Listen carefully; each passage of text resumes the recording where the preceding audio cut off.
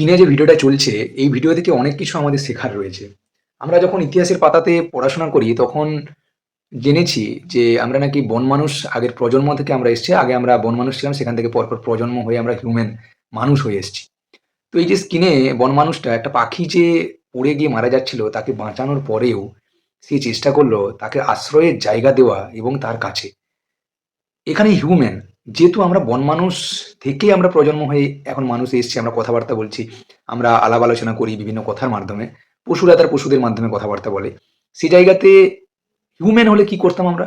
যদি একটা টিয়া পাখি আপনার সামনে চলে আসে বা একটা গাছের কুটুরিতে আপনি পান, তাহলে কি করবেন? খাঁচা একটা বাজার থেকে এনে সঙ্গে সঙ্গে তাকে খাঁচায় বন্দি করার আমাদের প্রবণতা রয়েছে।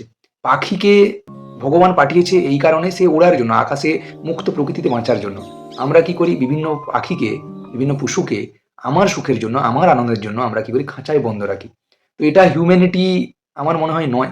যদি একটা পশু, একটা যদি বন মানুষ যদি এরকম হতে পারে, তাহলে আমরা মানুষ হয়ে আমরা কোন জায়গাতে চলে গেছি?